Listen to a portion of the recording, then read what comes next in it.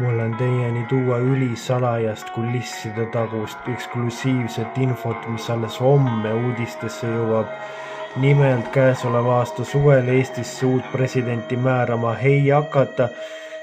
Valida pole teda nagunii kunagi saanud või vähemalt viimastel perioodidel ja selle põhjuseks pole mitte rahva vähenenud huvi selle institutsiooni vastu ega ka Kadrioru lossi liiga suur aastaeelarve, vaid põhjuseks on ikkagi see, et Audi A8 tootmine lõpetatakse ja mis mõtet on enam ametis olla Eesti presidendil, kui ta ei saa sõita uue A8-ga, millel vana ja V8 aiste vahel ja mugavusvarustus selline pardal, mida ükski lihtsurelik uneski ei suuda näha.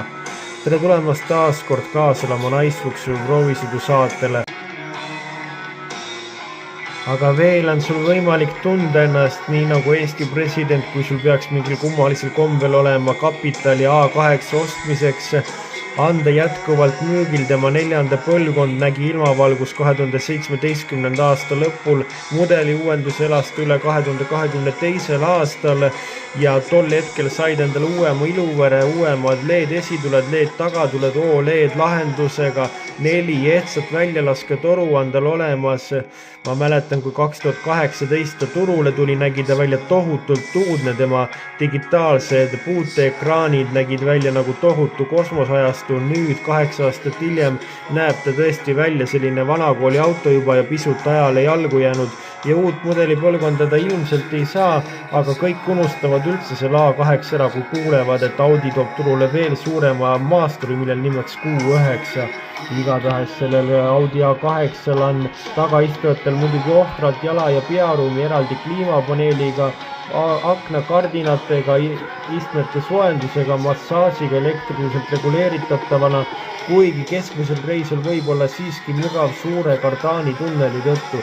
Pagasruumi mahub talle 505 liitrit, kuid BMW 7. seerial, mille surmast ka juba kõlakaid öeldakse, mahub ikkagi 50 liitrit rohkem sinna ruumi.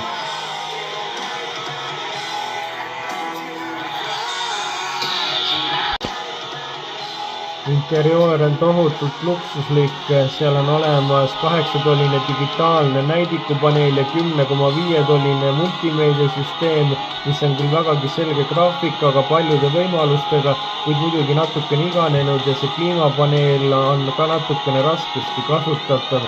Sellegipoolest näeb kõik vägagi ilus ja vägagi vaoshoitud välja ja võib-olla vanaldane ta võib tunduda ainult sellepärast, et me oleme harjunud juba 30-tolliseid igasuguseid ekraane autodes nägema.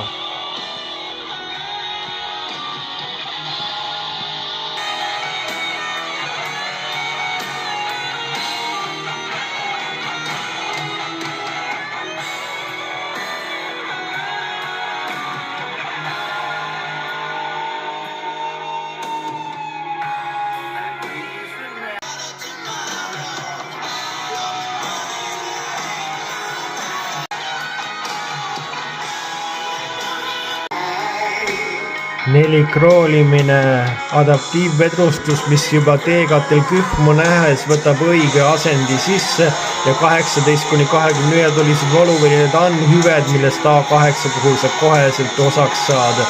Mootoriruumis on tal katlaks 3-liitrine V6 turbobensiin, millel 340 hobujõudu, 3-liitrine vana hea TDI turbodiisel V6 variatsioonis kostitab sind 286 hobujõuga, kuid selline sinisuses pakatav S8 tuleb lagedale muidugi 4-liitrise kaksikturbo V8 bensiinimootoriga, millel tallis 571 hobust.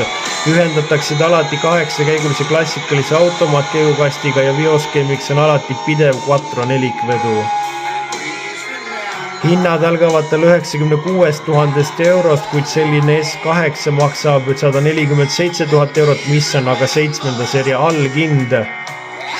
Ehk selline see lugu on, suur sedaan A8 suunatakse pensionile, koos temaga muidugi ka presidendi amet.